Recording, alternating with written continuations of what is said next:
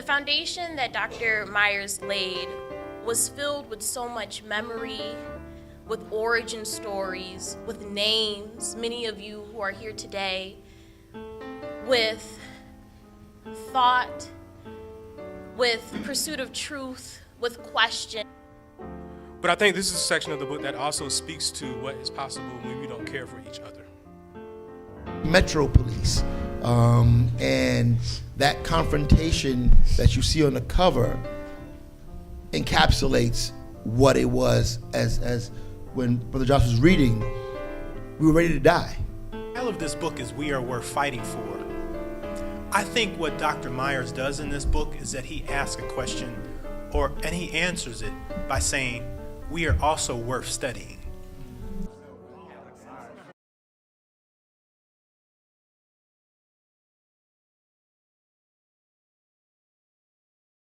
Good evening, everyone. I want you to welcome everyone, all our family, friends, alumni, colleagues, students, all to Howard University and also to Founders Library, but also the Department of Afro-American Studies. Our first lecture for this year, 2020, a lecture and discussion with our very own Dr. Joshua Myers and his book, We Are Worth Fighting For. My name is Dr. Amy Abwa. I'm a professor in the Department of Afro-American Studies here. On behalf of our chair, Dr. Greg Kamathi-Carr, we want to welcome you all again. This evening will be dynamic. We have a dynamic speaker, dynamic text. If you want a copy, there's also a copy in the back. Our sellers from Sankofa, you can get a copy as well. We also want to welcome some of our colleagues in our department, Dr. Mario Beatty in the front. Dr. Beatty. Dr. Valethia Watkins as well.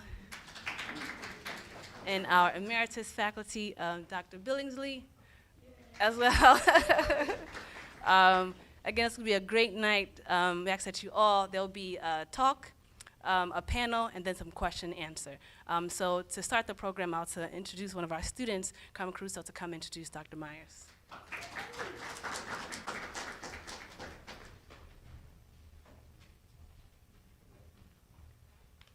Good evening, everyone.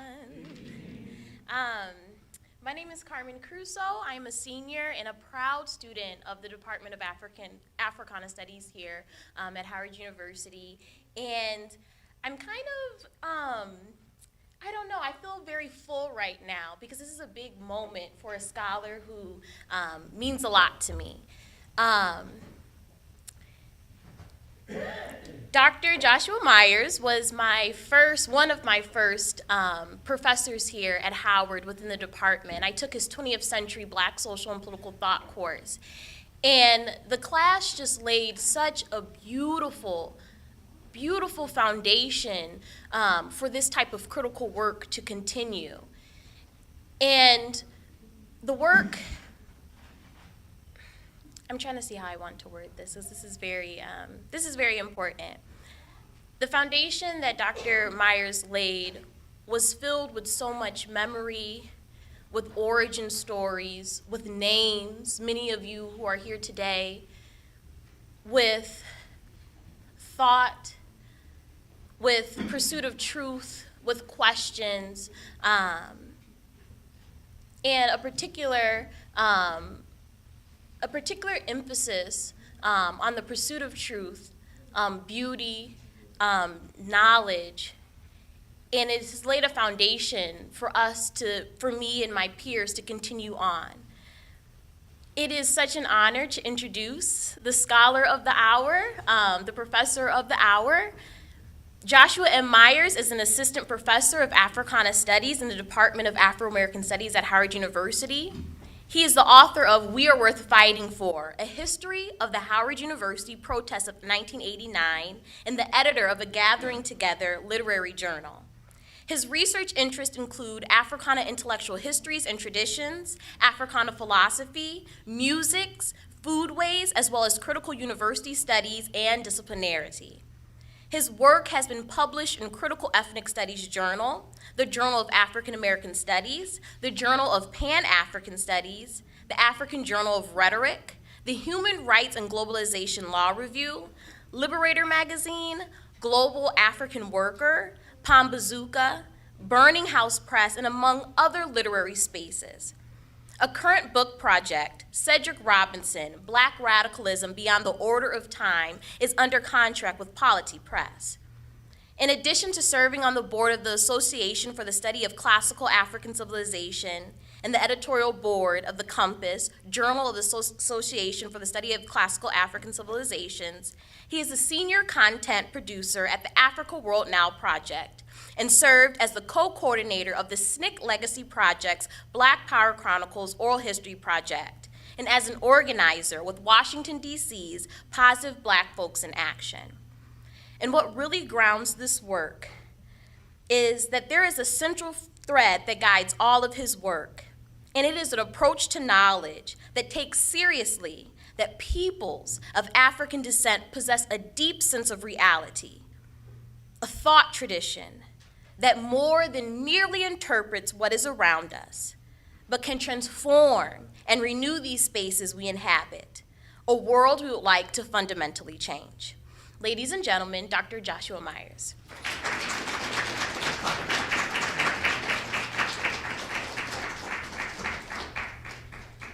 All right, Amy, I'm talking into this mic. All right. Now, Carmen, I can't wait to introduce you at your book talk, which will be here shortly. Thank you for everybody for coming, I have to acknowledge, of course, the space that we're in. This is the first talk at Howard University. We will be going all across the country presenting this particular work. When I say we, I'm talking about me and the people who are involved in the subject of this story. We'll be going all around the country, but I feel, of course, as a Howard alum, that this is a special one. And so I want to acknowledge and thank Dr. Amy Awa for her work, her patience, because had it not been for her, this would have been a far more bare bones experience. And so I thank you for your work. Also the department, I want to re-acknowledge the Department of Afro-American Studies, Howard University Libraries, who without them this book just wouldn't exist at all. I want to acknowledge, of course, our students. This book was written with you in mind. I also want to acknowledge the community representatives that are here.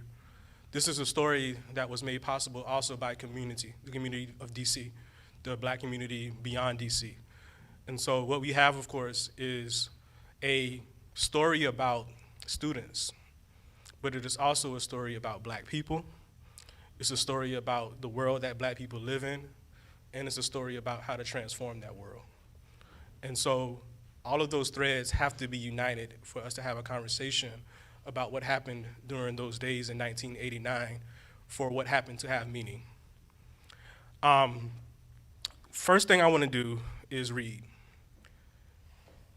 This is perhaps the most dramatic part of the book.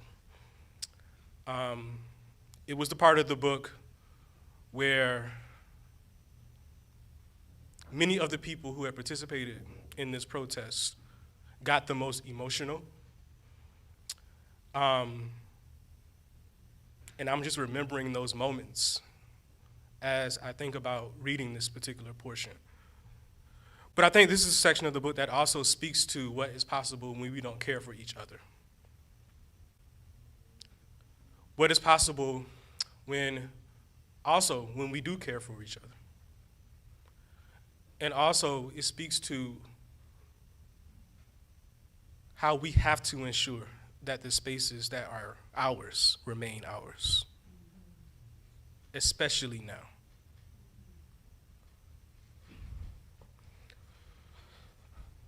This snowy Tuesday was filled with song and chants. When the occupying students read the newspapers that A.B. Mann had supplied and saw themselves making the news, they cheered. Garfield Bright, who was known for always singing, remembered a pledge song he had heard growing up on the campus of Alabama State University, I Got a Feeling, which utilized a melodic structure similar to the spiritual, Wade in the Water.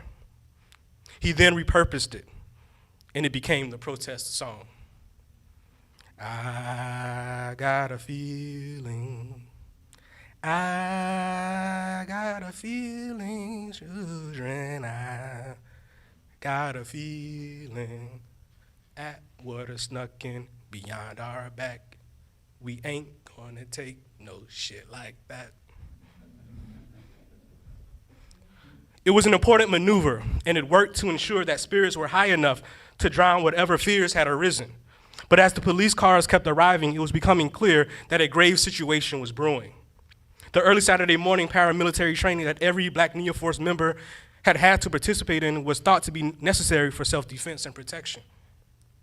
The drilling exercises and marching that they exhibited on the yard were thought to demonstrate that they had the capacity to organize and move as a unit.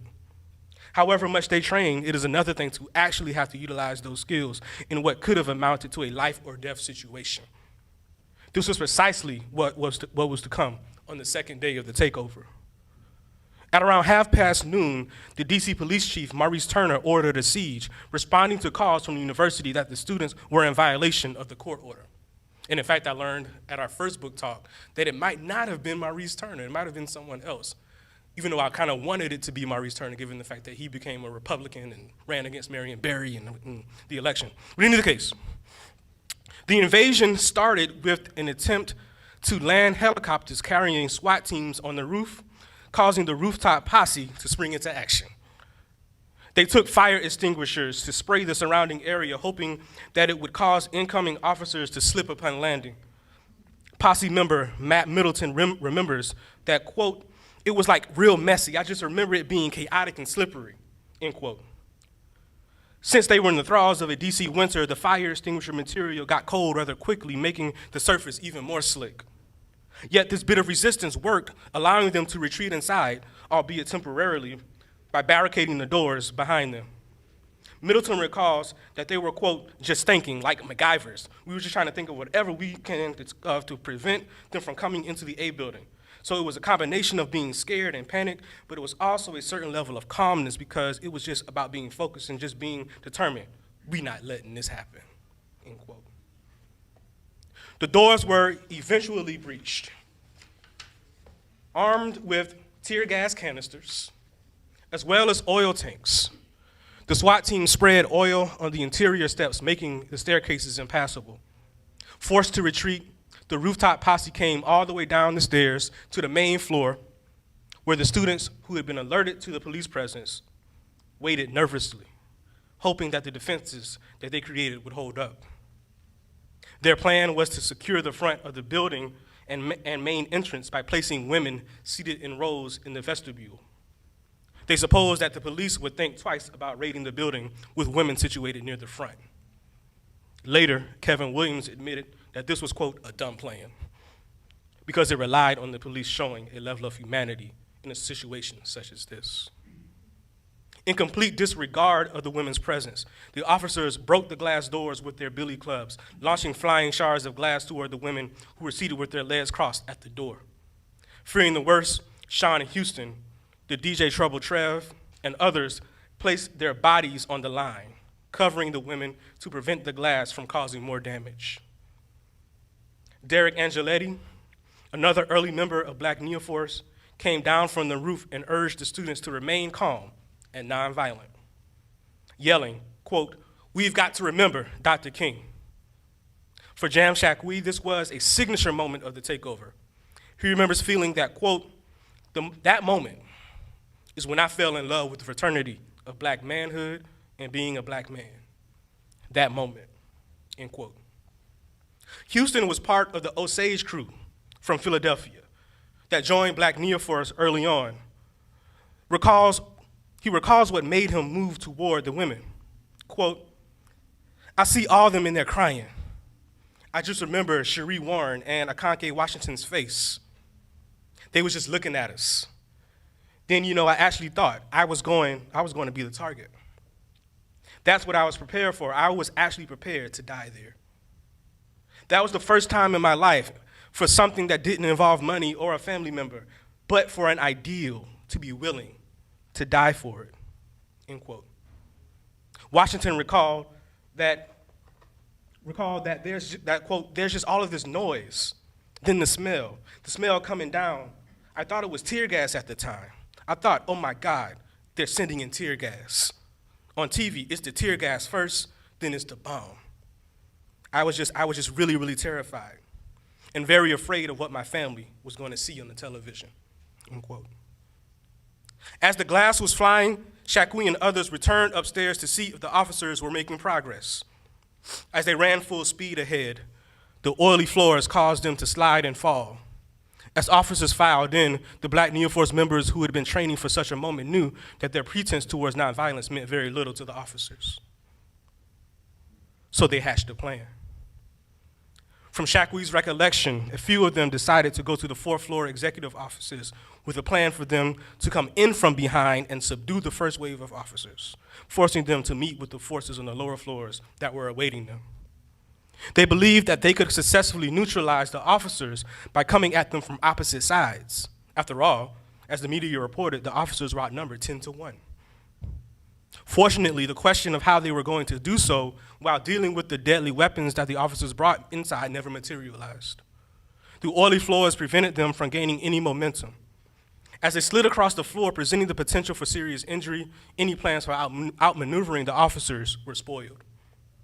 They did not know it at the time, but another timely intervention would help prevent any further catastrophe. At the beginning of the siege, everyone in the building was directed to the first floor. The leadership decided that they had to muster all the manpower that they could in order to prevent the rest of the officers from successfully entering from the ground floor. While the women and men placed their bodies on the line at the main entrance, another group of officers were stationed at the stairwell that led to the first floor. They had come in through the ground floor where the post office and loading dock were located, the very location that Aaron Lloyd had warned against controlling. Remembering that this location was vulnerable, Black Nia F.O.R.C.E leadership placed between 30 and 40 men, many of them football players, against the door, absorbing the force of the officers. As they pushed back, one of the officers yelled, quote, "Get the rabbit." The rabbit was a pneumatic device that the SWAT team had brought to force open the door. Shakwi described it as a, quote, electric battering ram that went against the door and went against the wall in the hallway. The thing cranked and it would punch. It cranked and then it punched, end quote. As it cranked and punched, the men held on. They knew that if the officers were allowed to come up from this, they would, quote, "We were looking at, quote, another move, Kent State or South Africa," end quote. History had also demonstrated that most police killings on students on university campuses had occurred at historically Black colleges and universities. And it was one of the provocations for the 1968 Howard University A building takeover. The students knew how vulnerable they were, that their lives potentially hung in the balance. Recalling what it was like in that moment, Washington remembered that, quote, "There was nowhere to go. All you could do was wait for them to get into that building, and I wasn't close enough because they were breaking and pushing through that front door. I wasn't close enough to dip out the front door. If they are coming in this way, can I dip that way? I wasn't close enough to get out that door. The stairs were blocked, and there was just like fumes, so there was nothing you could do but wait," end quote. Bright, who in addition to improvising the protest song, worked to man the doors leading to the stairwell, reflected on feeling a surreal moment that seemed to happen very quickly. Quote, "It was a weird chronology. It just happened so fast. In that moment, everything felt like it was all at one time. You heard the commotion and the canisters coming in there, all these questions coming into my head and wondering if everybody is all right," end quote. In reality, the confrontation and siege lasted a little under 40 minutes. Another Black Nia F.O.R.C.E member who ran security during the takeover, Keela Patterson, described the kind of psychological and spiritual feeling generated out of the rightness of their cause and the togetherness it inculcated. It was this sensibility that kept them grounded. She says, quote, "When you're afraid of something, but everything else in you is greater than the fear, is greater than what you think might be coming, like we can overpower this. Like we're bigger than this. This is just a small thing." So it wasn't a whole lot of fear because we were bigger. A transfer student from Oakland, Patterson had always felt and been drawn to that which was bigger. Finding it in Black Nia F.O.R.C.E, she exhibited a common confidence, among members of the organization, a steadfastness that stood up to their biggest foe. Chuck Webb was one of the men holding on. After absorbing blow after blow, he remembered that he did not, quote, know how many more of these we could take, end quote. The door bent to the wills and force of order, but the spirit of resistance would not break. Only one of these would survive the takeover. After a particularly loud blast of the device, a voice pierced through the chaos. It was not immediately familiar because it belonged to Mayor Marion Barry. He then began to yell to the officers deploying the rabbit. Hey, why y'all doing that? Stop that. Leave them kids alone. And with that command, the siege abruptly ended. Barry had countermanded the order, and as far as Webb is concerned, quote, Marion Barry saved our lives, end quote. For Black Nia F.O.R.C.E and the other student protesters, it was something that they would never forget. There was widespread relief. Washington's feelings instantly shifted. Quote, oh, I'm not gonna die? My grandmother won't be upset. End quote.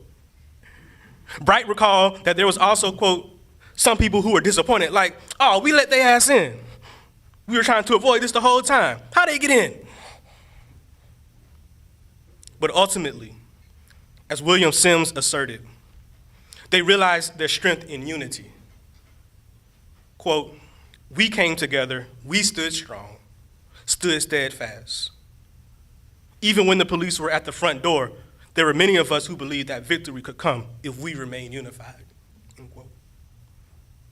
As one of their chants indicated, they were too black, too strong to believe otherwise. And that blackness was infectious.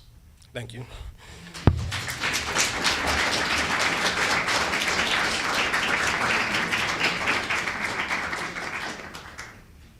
So I want to say a little bit about why this book.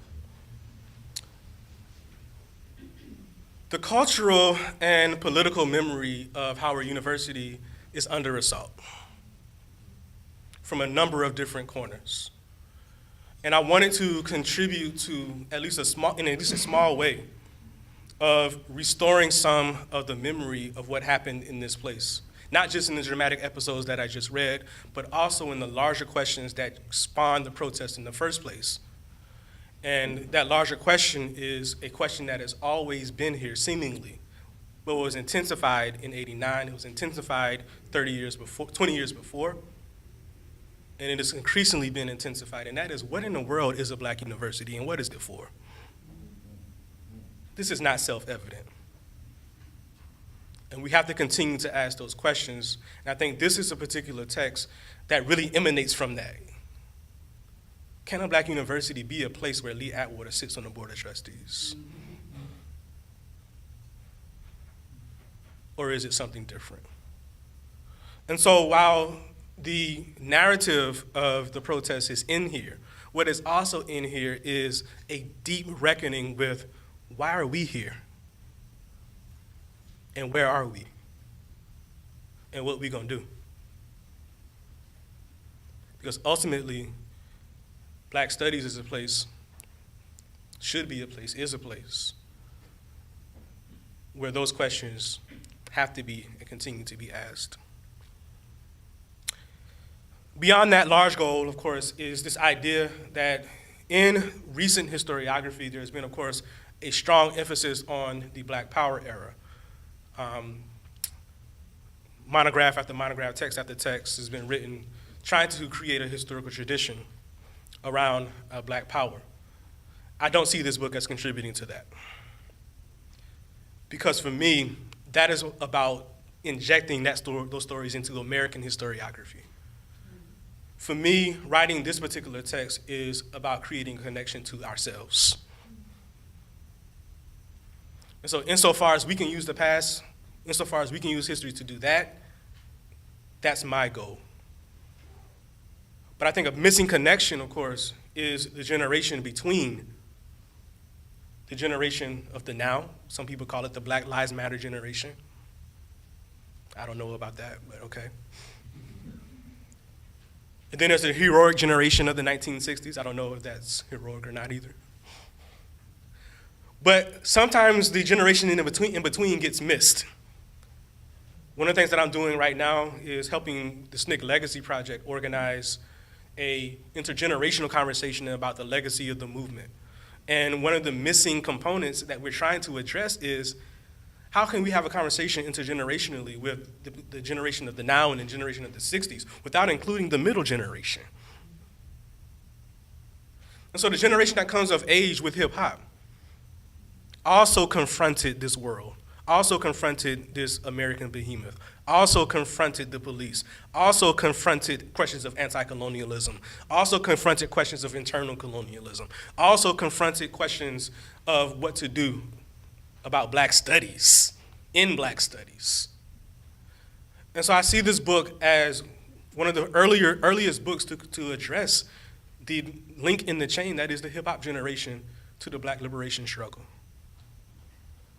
I think one of the things that has to happen next, if we are serious about making these connections, is to really interrogate what accomplishments that generation made and continues to make to our liberation struggle.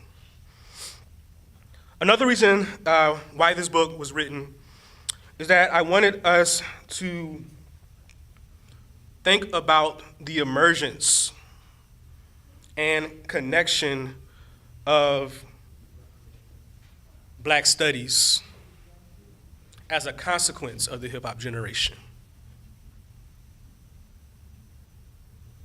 Okay? Most people don't realize that the beginning or the horizon of graduate study in the discipline of Black studies, Africana studies, coincides with the movements that we're talking about. And it's special for me because my teachers are of that generation. My direct teachers are of that generation. And so as I was writing this book, I'm thinking about how this shapes the direct connection, the direct genealogical connection that I have to this tradition. You know, one thing that I learned is how central hip hop was, not just as an inspiration, not just as the thing that narrates, but the thing that orients this generation. And I just didn't know how close Howard was to that conversation, or students at Howard, right? Of course, I knew that people like, Sean Combs had attended Howard University and others, and that Biggie came to homecoming one year, but I just didn't know that hip hop was literally the grammar of Black students. And it was not just any kind of hip hop. And so, in the early 2000s, there was this wave of hip hop studies that emerges. A lot of it, quite frankly, I think is useless.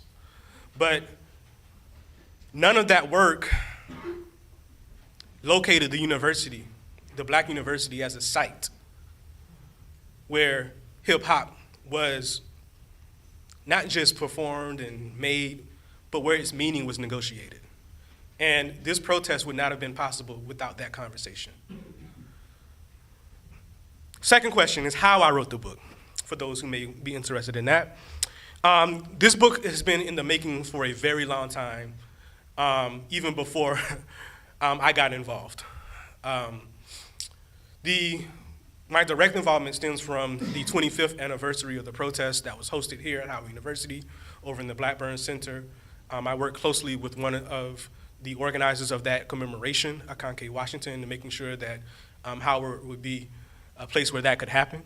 And after that particular event, I was approached to write a short history of Howard protests before 1989, because the students involved were actually writing a collective memoir of the protest. And so I did the little piece, and that piece became the chapter of this book, the first chapter of this book, largely because whatever happened with the initial project soon became, Josh, can you write the whole book? And so because of the relationships that I had, not just to Howard University, but also the student activist tradition at Howard University, but also the relationship that I had to people like Akanke, I couldn't say no, even as I'm not a historian, don't identify as a historian. But something about this was beyond just the academic for me. And that's the spirit in which I offer this to you. This book was really framed and oriented by the students who were involved in the protest.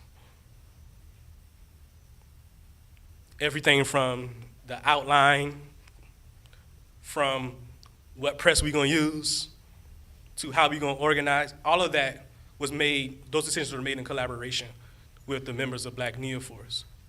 So there was no way I was gonna stand up here at any of my events and not have people from Black Nia F.O.R.C.E. participate. And so with that, I wanna introduce one of the people in the story that you just read, or that I just read, that you just heard, Jam Shakwi, who, yes.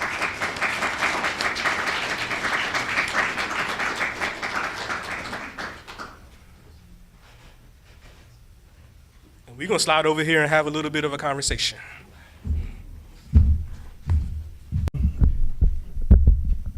So in our first event, which was at Sankofa last month, by the way, as you can see, Sankofa is the official bookseller for this event, so make sure you support Sankofa.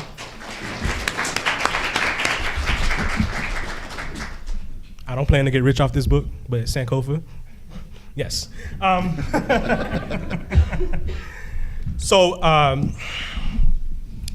at our first event, I really we talked to Akanke Washington and Sister Nicole about, first and foremost,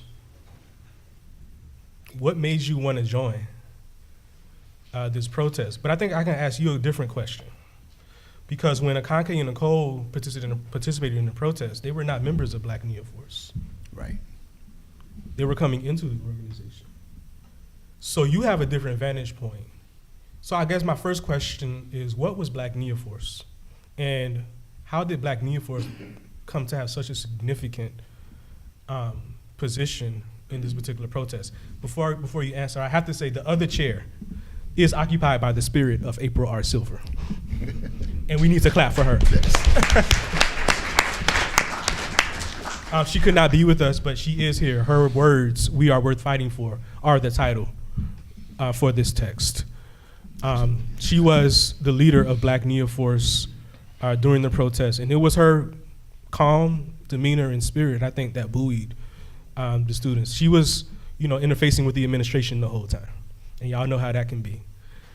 And so she is here with us, even though she is not here physically.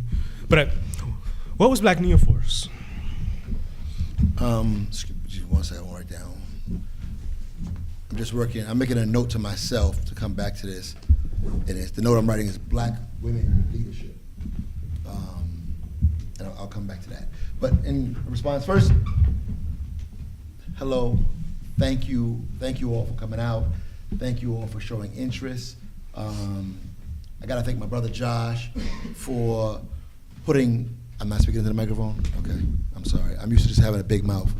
I thank my brother Josh for taking our story and adding magical prose to it to bring it to life. As he said, this is a story that we've tried and attempted to tell numerous times in book form. And so I'm just so appreciative of him, his efforts, all of my brothers and sisters who were involved, and the university. Even though we continue to struggle with it, some of us struggling through it, but without it being here and it itself being something worth fighting for, this story wouldn't have been told or wouldn't happen. But what is Black Nia? What was Black Nia for us? Black Nia F.O.R.C.E was a student-founded organization here on campus that, if I sum it up, I have to say the shit. It was the shit, because in this organization we had every type of black person that you can find in America was a part of this. We had people who came from wealthy upper class families. We had people who came from the projects. We had people who were extremely well read and experienced. Some were legacies of the black arts and black liberation movement themselves. Some were academics, and some of us were just straight up and down partiers. That we were part of that reputation that Howard carries as a party school. We were that.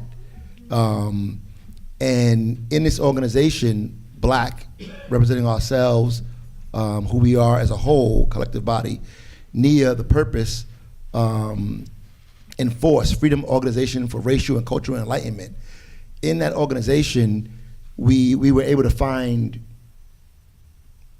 a focus. We were able to find something to believe in, and not just during that one time, but in several situations we've been in, something worth putting our lives on the line for.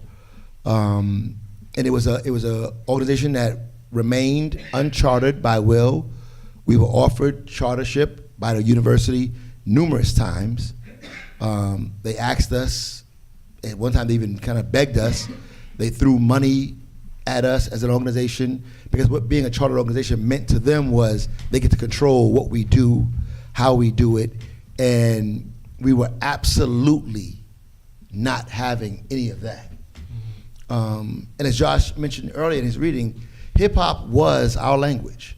You know, I can remember right now, I forget which Public Enemy song it was, but when it came out and we had connections with the group, Sister Soldier, and we all had tapes. This was back when cassettes were the thing. So young people, they were these little things you put inside of to play your music on, cassette tapes. And I remember playing this tape so much that most of us popped our tape. Driving around campus, driving other places, we literally tape broke because we played it so much. It might have been Welcome to the Terror Dome. I'm not sure which song exactly it was. But that was our language, finding voice, finding something to stand up for and fight for. And so that's what Black Nia F.O.R.C.E was. It was a group that stood around and got ridiculed sometimes. You know, we wore all black, combat boots, and these hot, did I say hot? Tams. You know, we borrowed some from the Panthers, we borrowed some from the Nation of Islam. We did a lot of our initial training of security came from the Nation of Islam, as they taught us proper ways to do certain things, like searches and surveillance and, you know, other self-defense, some self-defense techniques and stuff like that. And so that was all together in this organization. So, yeah. So it's interesting. You talked about the different sort of dynamics and class backgrounds of members of Black Nia F.O.R.C.E, and what stuck out to me as I was uncovering the origin story was that a lot of these people were black men from New York area, New Jersey area, Philly area, first generation college students.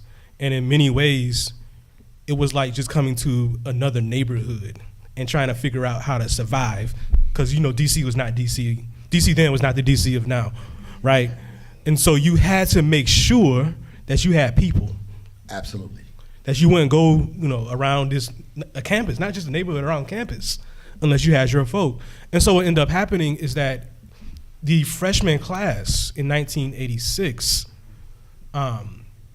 they just clicked up. Like you had cliques representing not just like geographical locations, like the New York posse that I mentioned, or the Osage crew from Philadelphia. You had cliques based on interests, like Lu-Fi. You had, of course, pre-existing organizations like the Gentlemen of Drew Social Club. You had the football team, which was a clique. And all of these different energies like you said, it was parties, but it was also running the streets, Yes. right? I mean, Which was a skill that you needed during this period in order to be a Howard student.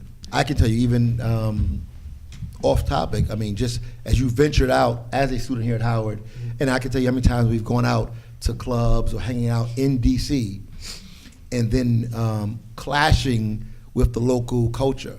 Because a lot of them assumed that because we were in college, at Howard specifically, that we were all rich kids. You know, we were in college, we were at Howard, so we must have all been rich kids. They didn't realize that quite a few of us, and I might have fallen into this group a little bit, my friends who are here will laugh. Some of us came from very, very urban backgrounds. The parts of the urban background that we like to turn our blind eye to, some of us came right out of that. We just happened to be smart enough to be able to get into college, but we came, you know, packing weapons. We came with full knowledge of what the current prices of your favorite Get High product might have been. We came with that, and we found something to believe in beyond where we came from. And so we had lots of clashes within DC because they thought we were all just little preppy rich kids. Then they found out that we were definitely not. But they did have numbers on their side. They had numbers on their side. So those crews, they were the basis of Black Nia F.O.R.C.E. And it took a really important effort by a member of one of the crews, to really, just not him, but certainly one who was central by the name of Ras Baraka, to organize those crews into something that eventually became a social and political organization called Black Nia F.O.R.C.E. Absolutely. So, Ras Baraka. Yeah. We can't understate Raz's influence in our organization. First, let me say there are a few members of our organization here. One is stepping out the door right now, Nicole. That's one of my best friends. The other one sitting next to her is Camille. That's my partner in life back there. You know, but we can't underestimate Raz's involvement in this. And oftentimes we'd have to battle with people thinking Black Nia F.O.R.C.E. was a Raz-centric organization. And I remember even a conversation we had when we were discussing the cover photo for the book. Right. And we were going back and forth, and I was saying, you know, the pictures that were coming up, I was like, that just don't hit it. It's not hitting it. It's not capturing the spirit. And really the picture that captures the spirit of what happened here is that photo with Raz on the cover. He wasn't put there because he's the current mayor of Newark. He wasn't put there because his father is Ras Baraka. It was put there because that actually captures the spirit of what we were going through. We went toe-to-toe, face-to-face, nose-to-nose with the police. Not campus police. Right, with DC Metro Police. And that confrontation that you see on the cover encapsulates what it was as when Brother Josh was reading, we were ready to die. You know, unfortunately it didn't get to that point, but they came in, we were not leaving, and so an impasse was happening. Now, another part that, ironically, most of us did not learn this until the 25th year celebration that Josh mentioned earlier. While we were having the program on campus in Blackburn, a brother who's currently here Yes. Stood up, Brother Kimry Hughes, who's right there in the rear row. He was the then DC youth mayor. And we learned some things about our history that we had not learned prior, or we had forgotten. Things been moving, life's been happening. And it was so welcoming to be in our program commemorating the 25th year, and then Kimry filled in some blind spots for us because he was working directly with and very close to Mayor Barry. He told us of his initial overture to us when we were in the building, offering assistance. And you know, we were young, so I mean, we were a very good, strong, intelligent organization. We thought a lot. We had reading sessions. We did all sorts of things, but we were still young. He came to us and offered us assistance, and we turned him down. In fact, I escorted him out the building. We're like, okay, you must be part of the police. You got to go. We can't trust you. You're part of the government. You got to go. But then his desire to want to assist us helped put into motion what eventually saved us from having the Kent State story on Howard's campus. You know, he was there with the mayor and saying, "Hey, we got to get over there. Things are going down. It's going to be real bad." Like, you know, and that's what made the mayor move out and get here just at the time when, as Josh told you guys, we had a helicopter landing on the roof, and you know, seeing that with my own eyes, I was just listening to him read it, gave me goosebumps back there. I was with Nicole, and I was like going, "Damn, I got goosebumps," right?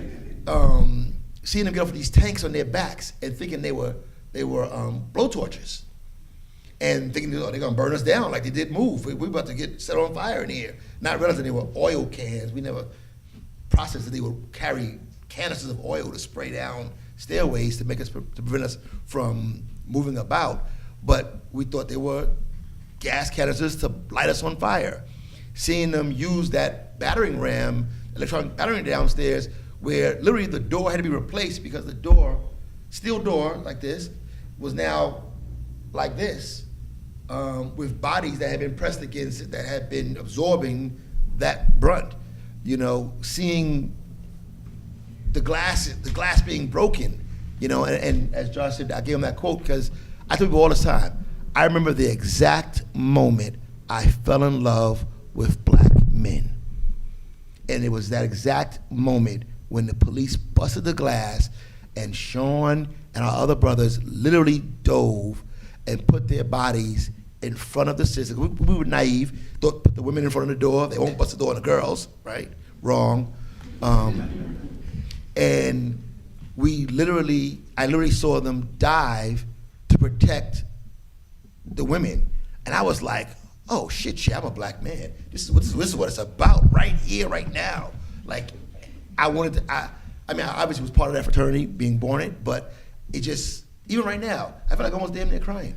Like, it's just such a thing to be able to say, I am in love with this group of people, and I'm in love with being able to be one of these people, you know, and so it is just a powerful, powerful moment.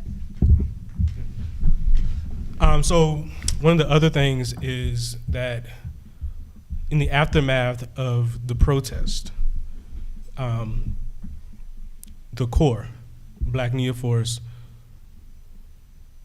really did two important things on campus to sort of extend the victory, if you will, or to attempt to extend the victory. The first is very well known. April Silver and Ras Baraka, with the support of many other members of Black Nia F.O.R.C.E, took over the student government, which is a really older tactic. It's a tactic that was passed down from people like Howard Newell, who was trained by Kwame Ture in the All-African People's Revolutionary Party, which was passed down to Christopher Cathcart and Manati Jenkins, which was passed down to people like Fritz Jean and Una Austin. I think during their administration, they actually went to Libya to meet with Gaddafi. Mm-hmm. Like, this was happening with Howard's student government. And then there's this lull, right?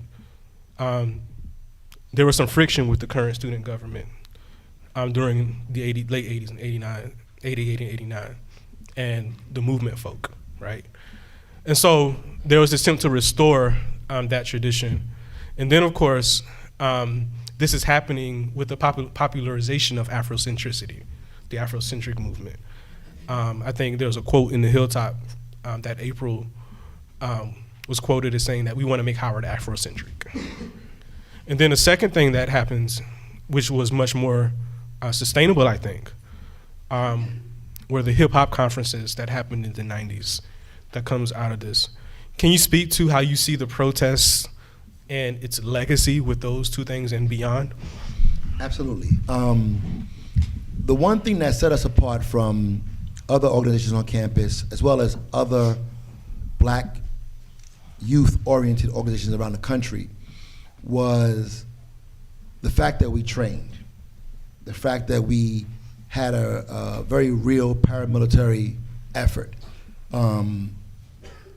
It gave us a disciplined sense, when we would have meetings and we would have discussions, we would make decisions to do things, from the protests to the hip hop conference to being involved in court cases in the DC courts. We didn't have a group of people just shouting and everybody yelling and all that sort of stuff, because at the end of the day, we had structure. And everyone that came and interacted with us recognized that we had structure while having freedom. We had lots of disagreements within our organization. People spoke what they felt, but we had structure. And that was always respected, that we would, at the end of the day, we'd follow the orders of our organization. That's we would fall in line. And we, unlike other groups, it was very clear we were not afraid to knuckle up to whoever or whatever situation it was. So when we decided we were going to do something, if we decided it, it was going to get done. And nothing was we weren't going to allow anything to stop us from doing that. So the protest came about literally from one of our sisters, Ariane Pope, her father, well, her name's Punter now, she's married. Her father called her and gave her a heads up that Lee Atwater was coming onto the board. And we were like, Lee Atwater, okay, well, let's make sure we know exactly who he is. We did our research, found out exactly who the devil was. And what did y'all find out? Because I think I'm not sure the students may know who Lee Atwater is. Okay, well, first, I used the word devil very intentionally. And not just saying because he was Caucasian, he was the devil. That doesn't exclude him from that, but not just because of that. Lee Atwater was, at the time, he was the head of the Republican National Committee. He had just served as first George Bush campaign manager. If you guys go back to the second George Bush, you remember a very evil man named Karl Rove. Lee Atwater basically was Karl Rove's mentor. And when you see this current craze of how the GOP operates right now, these things come out of the Karl Rove, Lee Atwater playbook of how to separate the masses, enrage them, all this targeted thing to get these crazy poor white folks to get behind them when they don't even have their best interests at heart. But Lee Atwater literally was the devil. And I remember a quote he had made when they were running a campaign, and it was against Jimmy Carter. And the goal was to make Jimmy Carter look, to appear like a nigger-loving faggot.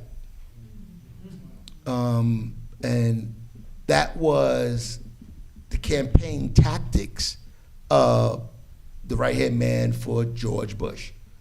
And these are what he passes down to Karl Rove, and there's all these crazy people coming out of this thing. And that's who Lee Atwater was.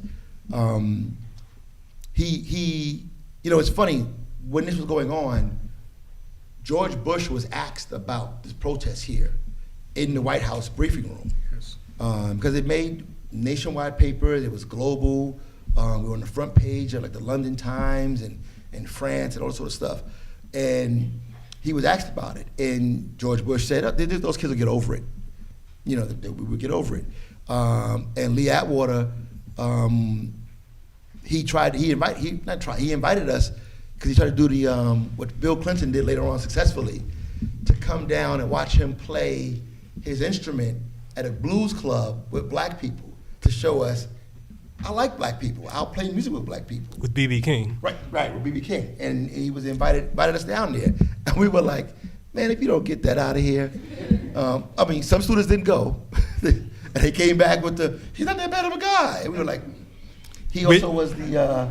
Not to throw shade, but which students? Because it was very clear among student government that there was more of a wait and see approach here. Right. Right.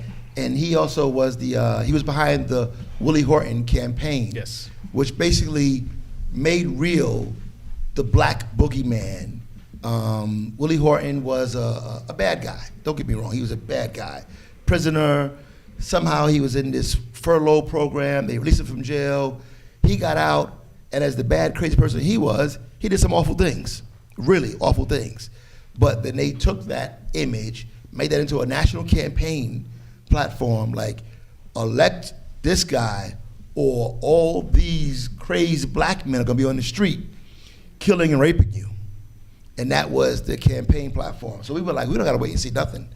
That right there is garbage, and we are not accepting it.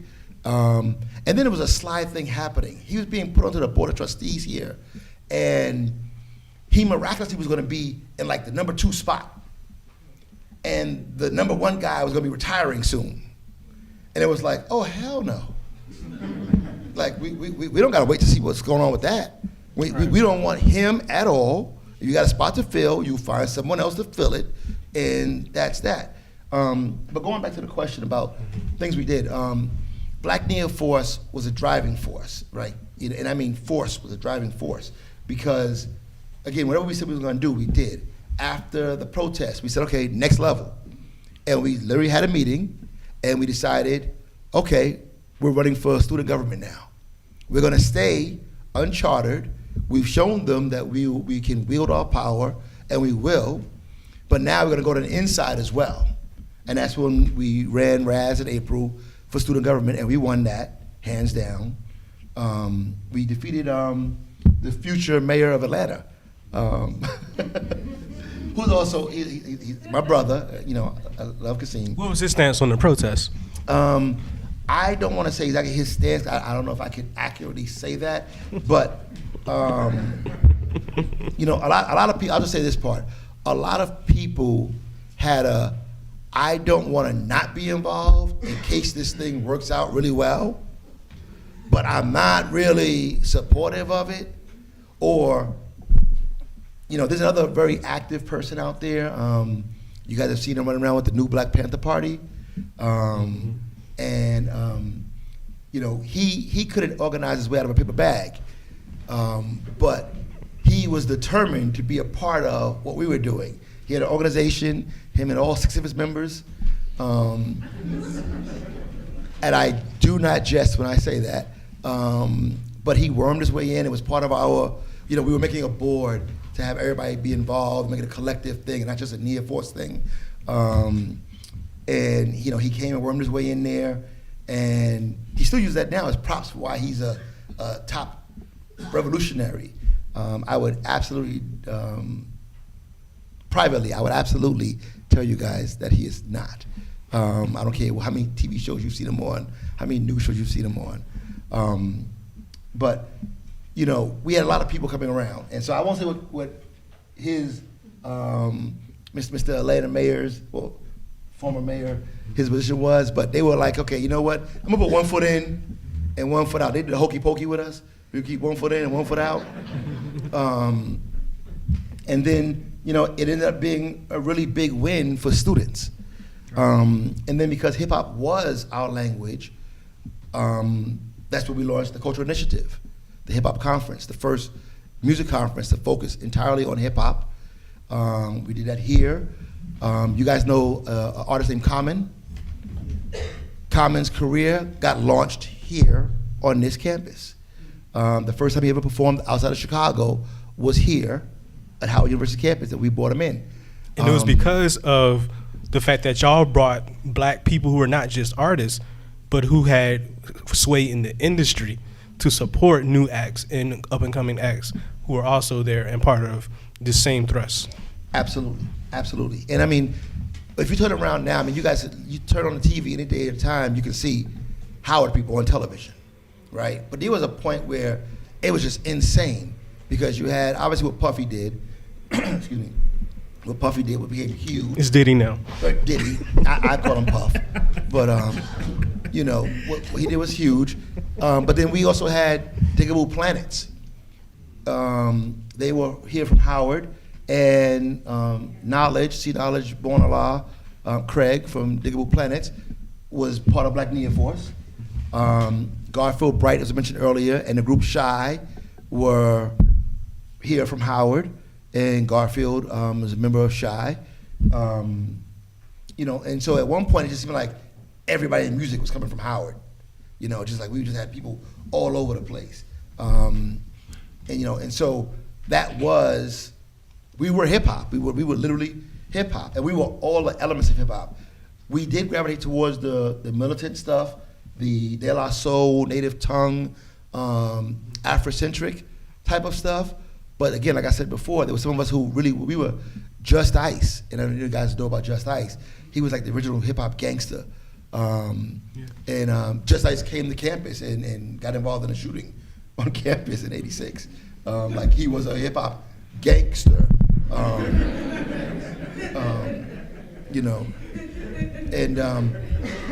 And so some of us were that. I mean, I'll tell you how crazy it was. Some of us, right? Myself, when I first started coming to Black Nia F.O.R.C.E. on Friday night meetings, coming from New York, 24-hour stores, you had access all the time. DC. Let's just say what these meetings were about. Oh, okay. So yeah. So we had we would have our open discussion meetings on Friday nights, very deliberately on Friday nights, because why? This is where everybody's hanging out and partying. So you had to be committed to want to come and sit in Douglas 116, which was our, I don't know, I'll say the heart, but it was like our life chamber was in Douglas 116. So many things came out of that room. I hate what they did to it now, where these bolted down desks on the floor because it stifles creativity. But we would have our weekly meetings there, open to the public, set up similar to this, but we'd have women on one side, men on the other. Again, Nation of Islam. Part of what we borrowed from Nation of Islam, so we could be, focused. There was no girlfriend, boyfriend thing happening at the time. We were there to think and not to be flirting. Let me see. I get so wrapped up in these things. Yeah. Black women leadership. That's my note right here. Please, students, and I say this, guys, speaking at the CARS class a couple of times a year. Black women, girls, the black girls who are here, do not underestimate your value, your worth, and your strength in anything that you are involved in. Anything. I get these things from a lot of times from young girls all the time. Oh, the guys don't this, the guys don't that. And I ask them, why in the hell are you basing what you do based on what the guys are thinking or feeling? Black women are absolutely, hands down, I don't care who wants to argue it, the strongest creatures on this planet. I say this all the time, that, and I say this at the CARS class, God is a black woman. You can't tell me it's not, because I know how birth happens. I have 3 children of my own. I know how birth happens. I know how life is created. And I've never seen anything that came to life without it coming through the vessel of a woman. And I'm also very clear on how science works. And I know that white can't create all of this that we have here. It just can't. It's devoid of that. And so, I know people want to believe, you might be a Christian person, I might be offending you, and I'm kind of sorry. But this patriarchal thing about God, and we refer to it as he all the time, he, is nonsense. The earth brings forth life. The earth is brown, and it brings forth life. Women bring forth life. Nothing else I've ever seen has created life. So why the hell would we think the God force would be male? Other than the fact that men were in charge and they were bullies and they beat somebody up, and that's how this thing goes about. It's foolish and ridiculous, right? And so I said it to young black girls, you gotta own what you are, right? And stop seeking the validations. And don't get me wrong, I know you guys like boys, and boys are silly at this point in your life. Trust me. I know, because I was one. Well, not forever, but for a very long time. Amen. Yeah, you know, boys are silly, and you guys have got to stop acquiescing to thinking that you need these validations or these other things from what the boys think. Because I say, as a grown man who's been a young man, we're like puppies and little kids, right? You pat our belly, rub us on the back, tell us a good word, and we wag our tails. It's real simple. It's real simple. And I don't care how academic we get, whatever. That's the essence of it, right?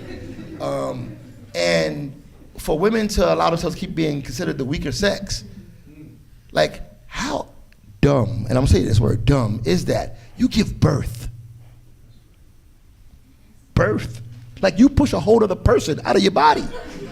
And then that body goes back to working fine. Let a man get a kidney stone. He'll think death happened. Right? You know, so I'm not saying to be funny, but I'm just saying black women leadership, you know, that's one thing I love about Black Nia F.O.R.C.E, that no one would ever be able to accuse us of being a sexist organization. Though we have had male heads of the organization, we've always had, I can't even say equal representation. Usually it's been more women on our executive council, executive board than it was men, and in leadership roles.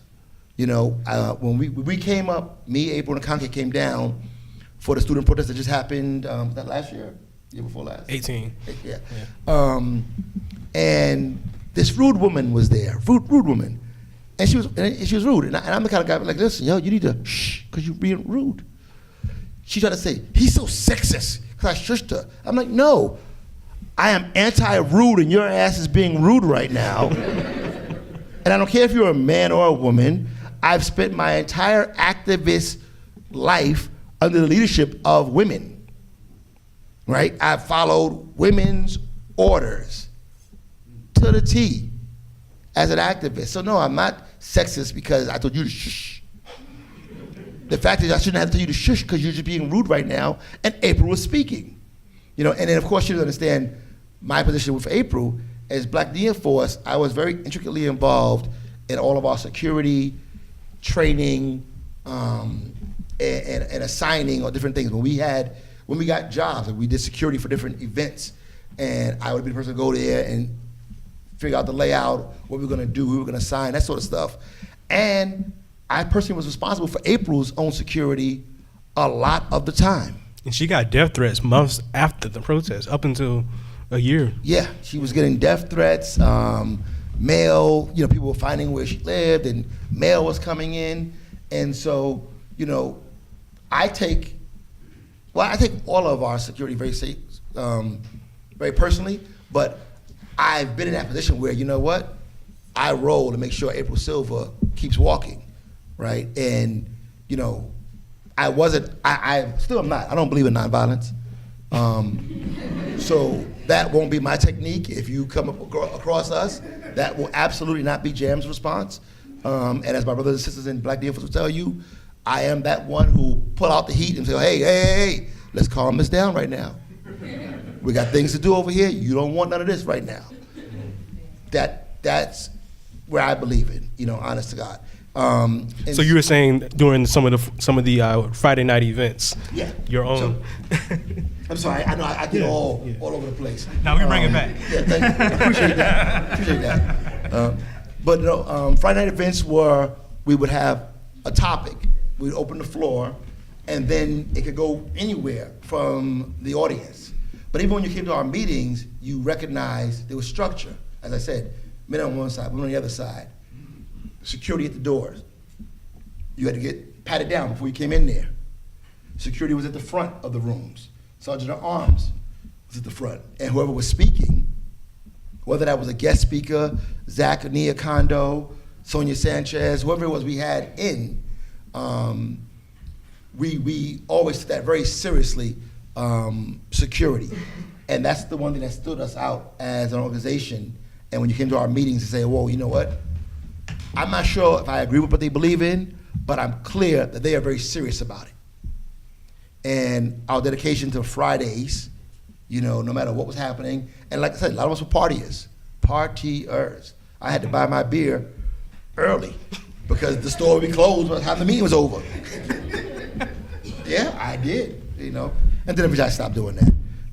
But, you know, at the time when I first started, man, I had my 240s, it'd be right there in the stash for a party time later. Our meetings always went into so many places because we had guest speakers. We were doing things that chartered organizations on the campus only dreamed of. We were bringing people in that they were like, who's that Nia F.O.R.C.E? Dr. Ben? Oh, wow. You know, Sonia Sanchez, Tony Browder. right, we were bringing in the heavy hitters. And I got to meet and sit at the feet of a lot of our activist, scholarship, academic giants. And I am so grateful for that time in my life because I sit back all the time and, you know, my daughter who's in college right now, like, Daddy, we were learning about so-and-so and so. And I told him, my father knows him, or my father knows her. And they'd be like, oh, really? I'm like, yeah, you know, so it was a wonderful thing. I forgot what the original point was now, sorry. I want to open it up to the audience now. And as you all, I think that mic is working, right?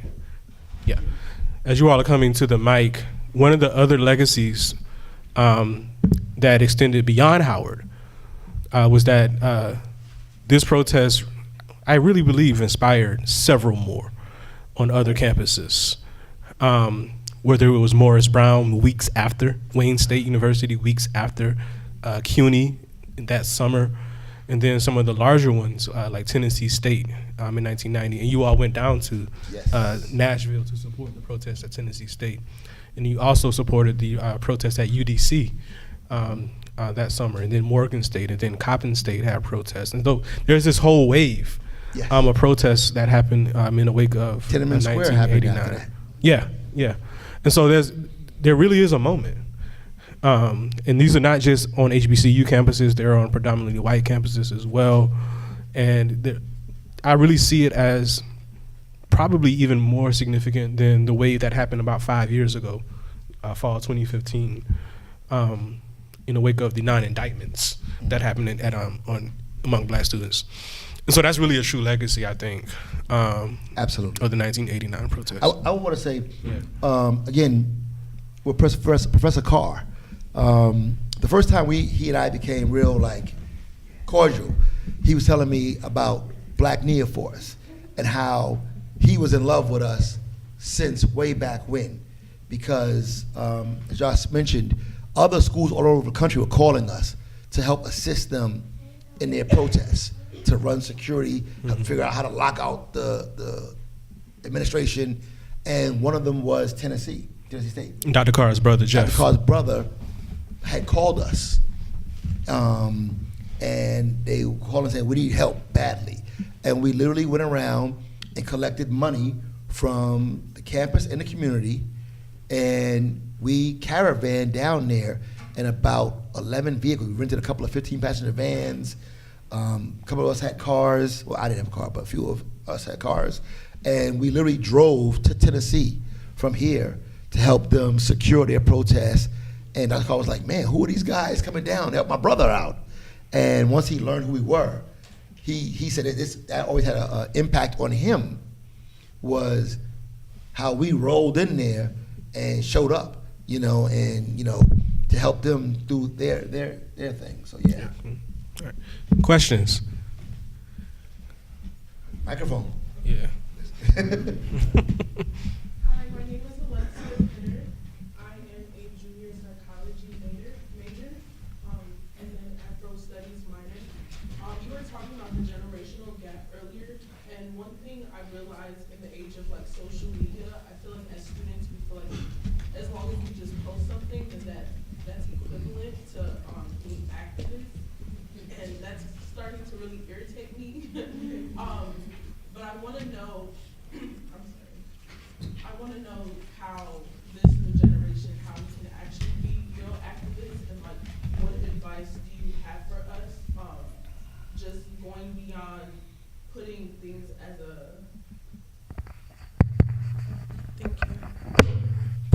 as a hashtag and actually putting work into it. So what advice do you have for us? Me? Of Both course. of you.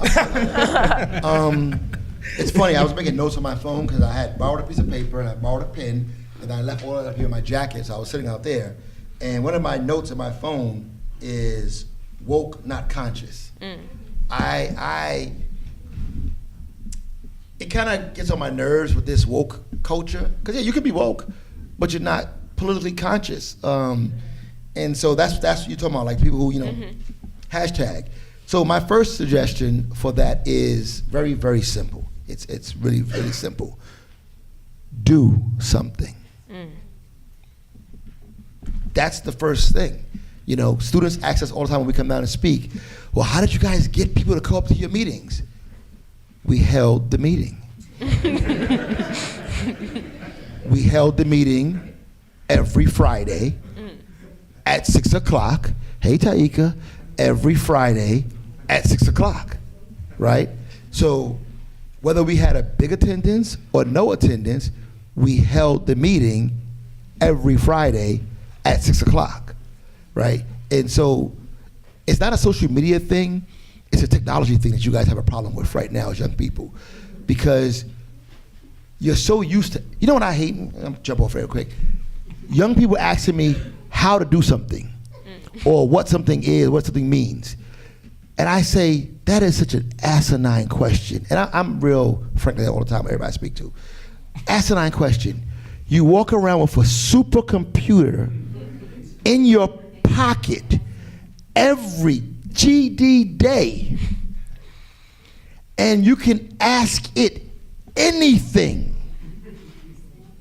And you come and say, well, I don't know how to do this. Not because you can't read? Because you got a supercomputer in your pocket, right? So my suggestion is do something. Whatever it is, do it. And then you'll be known for doing that. And then people who are either interested in doing what you're doing or are curious about it, will, if they like the way you're doing it, or if they don't like the way you're doing it, may come and say, hey, listen, I see you doing something, but I think maybe you should do it a little bit to the left. And you might say, you know what? You're right. I've been going too far right. Let's go left with it. And now once you start doing something, something is done. So how to be an activist? Be active. And I would say find your people. One of the things that made Black Nia F.O.R.C.E such a force, they were just close to each other. There were people who just shared this interest. And so that created a level of trust, it created a level of togetherness, and they knew that they could depend on each other even when they disagreed on stuff. Like they could fight one day and then the next day they were good because they were so close. So find your people. And we still are that close. I mean, and I say this with every ounce. I've seen a lot of generations come and go at Howard. I've had family members come here, niece, nephew, my goddaughter's currently here, and none of them have the connections that we have in Black Nia F.O.R.C.E, and I'll be honest with that. That organization has cemented bonds.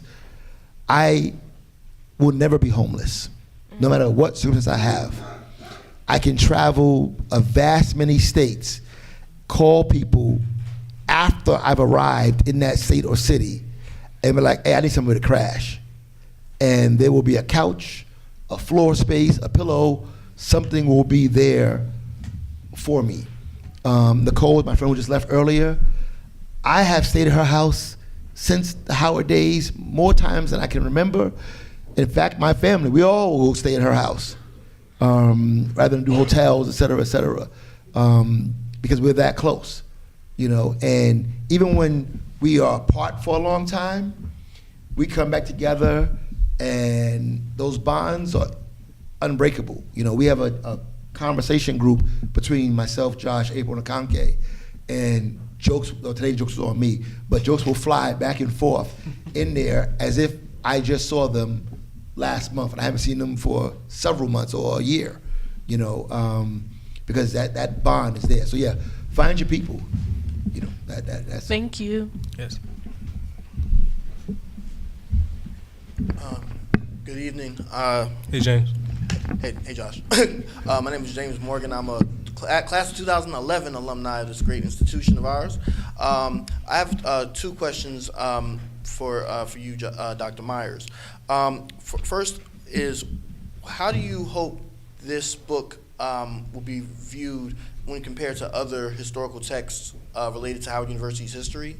That's one. And then two is, I was thinking earlier about what you said about that kind of that gap in the historiography of like the in-between generation, right? Mm-hmm. Would you agree that perhaps the reason why that may be the case is because of like the war on drugs, and we see that generation, which our brother here is a part of, really I would argue kind of are the generation that kind of are coming of age after like the Black Panthers and Malcolm X is gone, and so it's kind of like it's like a rebound generation almost. That would you agree that may be one of the reasons why there's a gap in literature on that time No, period? because it didn't stop them from being active. Like, they were extremely active. If you look through black newspapers, for instance. Well, no, I'm not saying stop them from being active. I'm saying, would you agree that that's a reason why there seems to be a gap in the study, in the literature, and the perception of it? I don't know. I can't answer that. I don't know why people don't study this generation. Okay. But to what was your first question? My first question was how. The Howard books. Yes. Most other Howard books are about Howard's intellectuals, the faculty that taught here, and so this is one of the earliest ones. I can't recall any other ones, in fact, that looked at exclusively Howard students, and so I think that's a distinction. I don't particularly care for the Howard books. I think they're useful. I teach some of them. But I don't particularly care for them because a lot of them assume that the subjects that they study were exceptional, that they weren't in part of a tradition.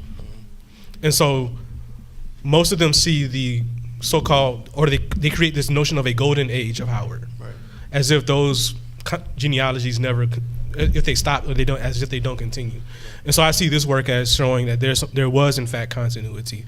And if you look at the bookend chapters, the introduction and the conclusion, they're both about what came before and what came since. Gotcha. Thank you. I want to tailor on that part. Why folks don't study the hip hop generation?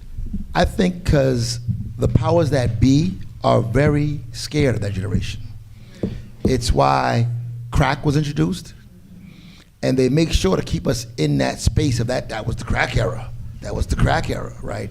But it was a very purposeful thing to disillusion us and separate us from that generation.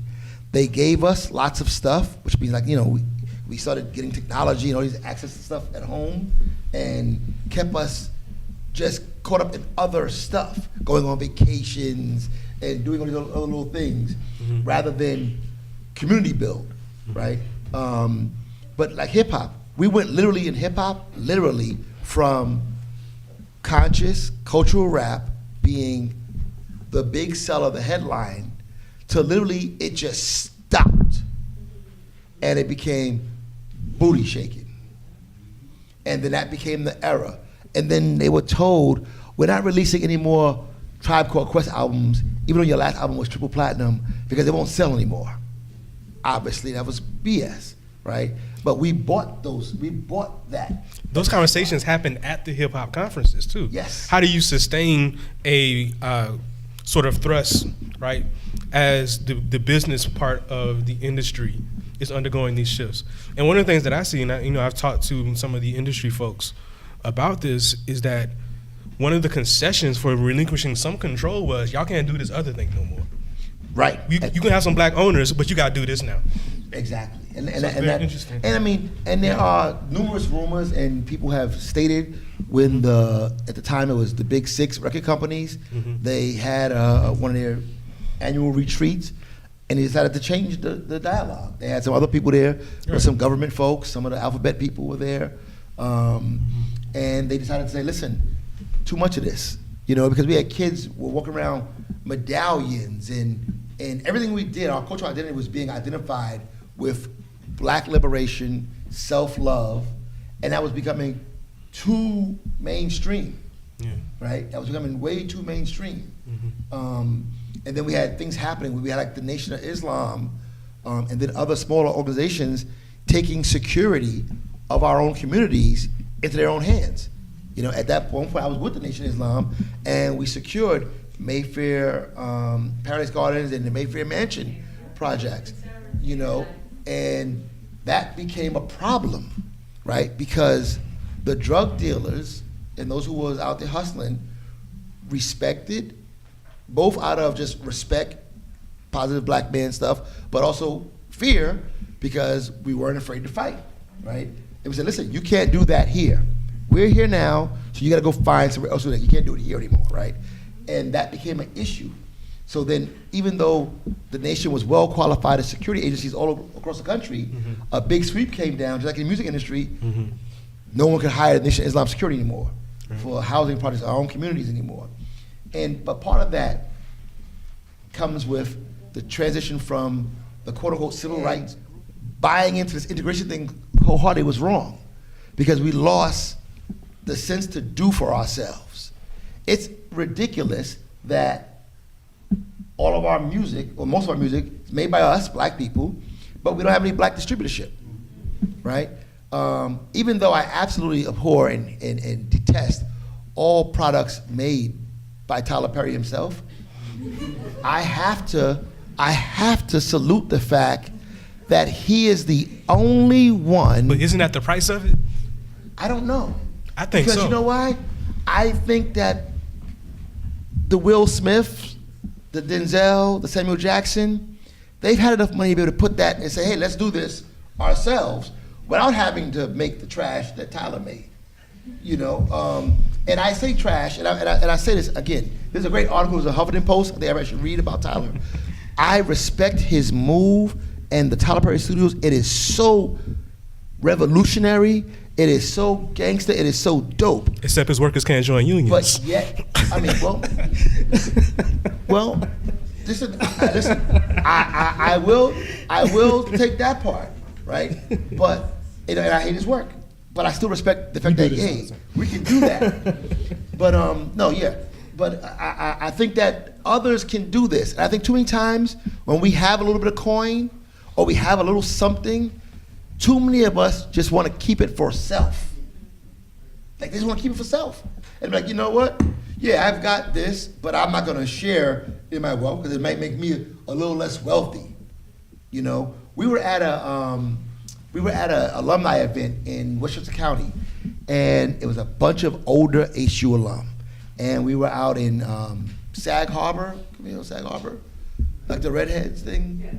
Sag Harbor, Long Island, you know, the Hamptons. Ooh, all these Mercedes, Jaguars, Rolls Royces out there. Reynolds.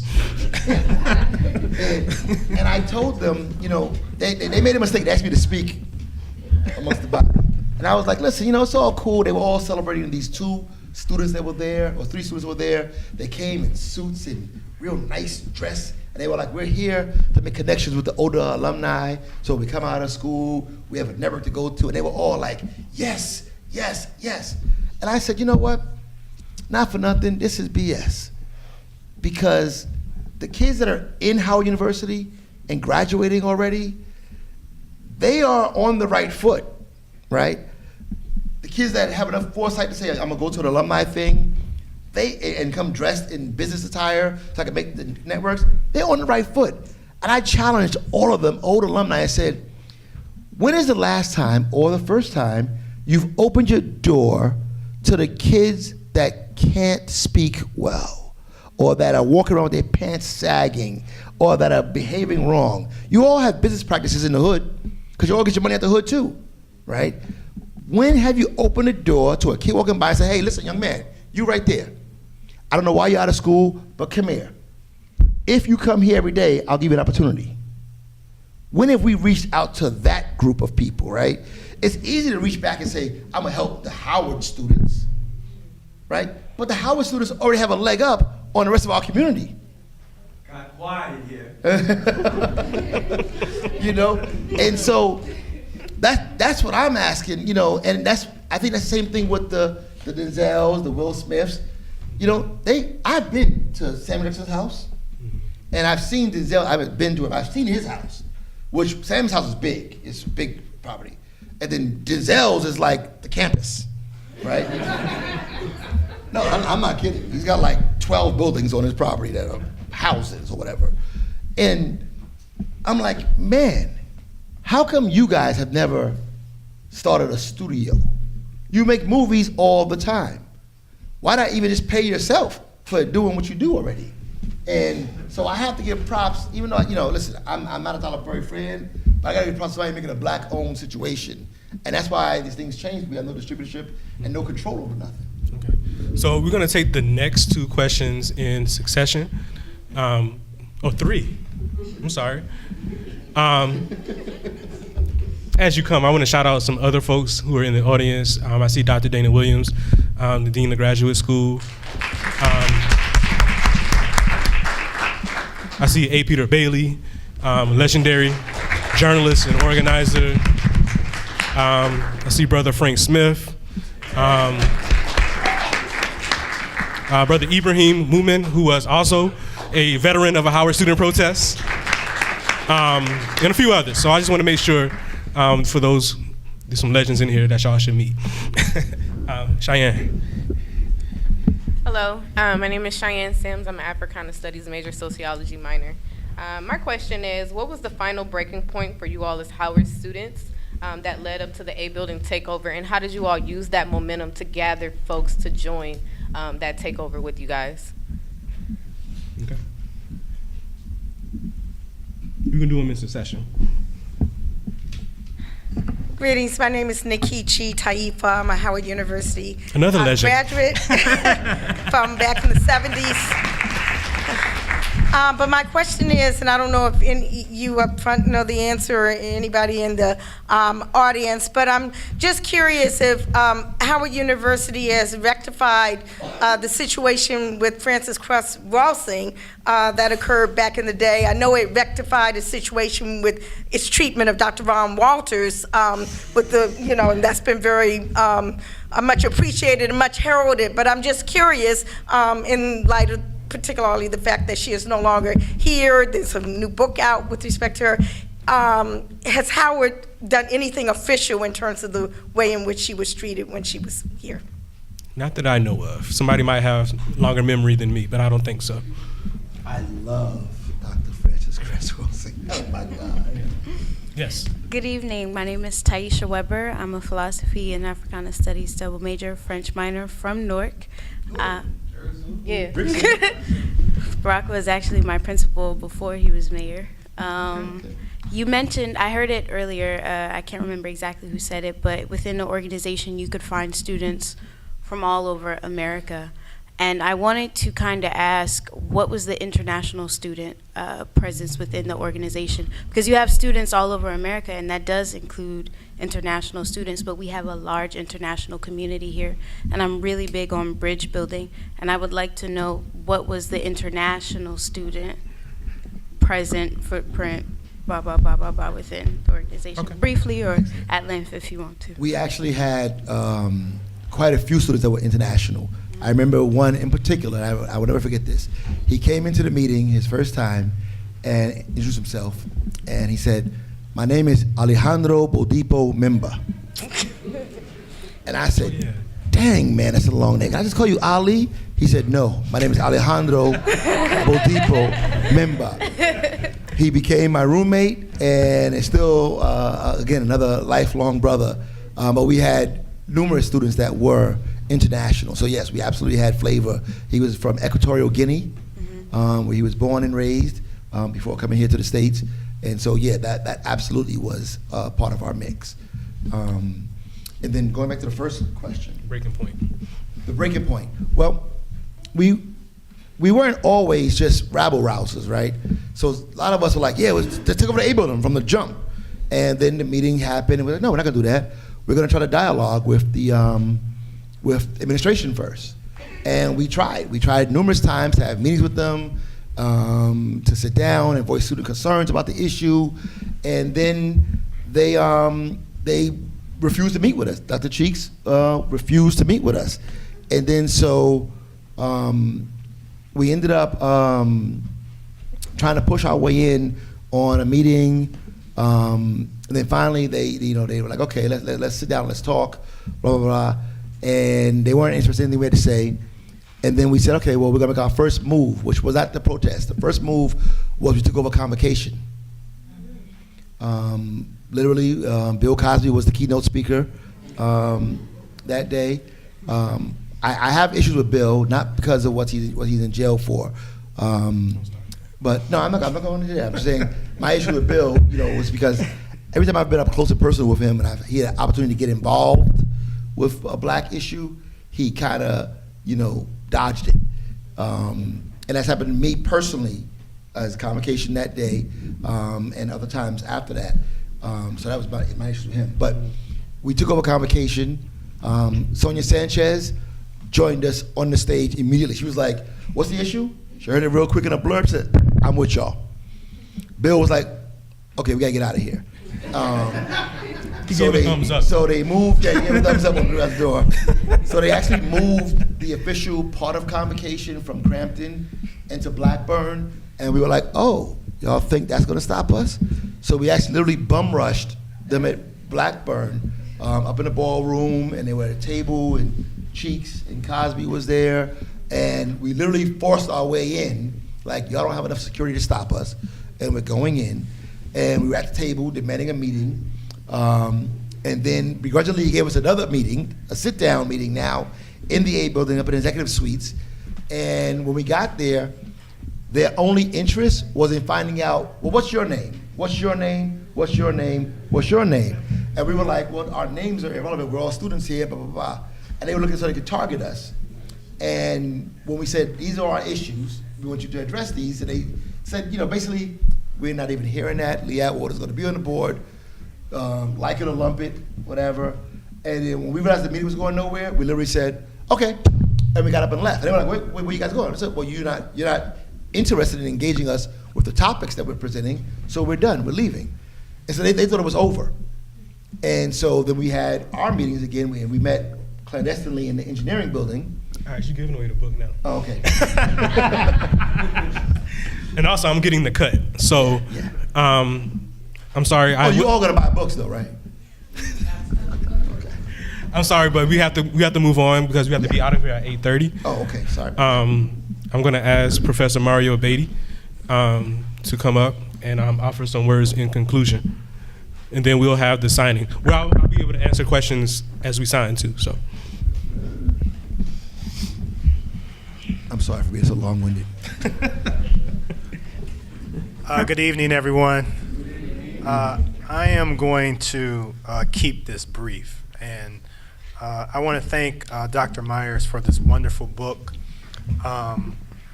I was a student at Miami University in Oxford, Ohio, at the time that this was going on at Howard University. I was very active myself, but Howard had a national reputation for partying. And I said, I got to get to Howard's homecoming. And so I looked on a map, and I'm, Route 50 that runs through DC into PG County. I looked on a map, and I said, Route 50 goes directly from my house in Cincinnati all the way to Howard University through DC. And I said, I am going to go straight to Howard's homecoming on Route 50 myself. And I traveled with another student, and I actually went there twice, Howard's homecoming twice. It's where I met Ronald Walters. Mm-hmm. And I fell in love with this place. I fell in love with the energy of this space. And I'm sure that the intellects on this campus had something to do also, in terms of the influencing and the interchange, of the ideas. And Ronald Walters was just, phenomenal. But I just want to kind of leave you all with a, couple of themes. The title of this book is We Are Worth Fighting For. I think what Dr. Myers does in this book is that he asks a question, and he answers it by saying, we are also worth studying. And I think that that's the key takeaway from this book, because these stories exist in real time at HBCUs. Even now, like, Howard University is a very vibrant space in terms of student activism. But we don't take ourselves seriously enough to want to tell our stories. And so when we have a book like this that comes and takes a moment in time seriously and anchors that in the long tradition of our freedom struggle in this country, it's indeed a monumental achievement. And we have, I want to take this opportunity to highlight Dr. Andrew Billingsley here, who is in the audience. Please raise your hand. Because after what happened in 1969, Dr. Billingsley was the one brought here to reshape Howard University as VP of Academic Affairs. And so what that was all the way up to this moment has a lot to do with that man right there. But also the idea of what these students were angling for, what their intellectual and music influences were about. Their demands were about wanting an Afrocentric curriculum. Their demands were about wanting a graduate program in African American studies that we still don't have, but we have been fighting for. But the idea for them of an Afrocentric curriculum was this idea that was anchored in that our humanity as African people is worthy and respected to be systematically studied and reflected upon in the academy.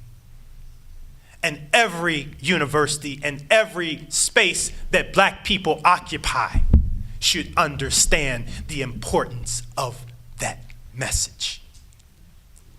And to the degree that we understand the importance of that message is the degree that we respect ourselves, and it's the degree that we can anchor a sense of our own humanity in a deep conversation with us in time and space.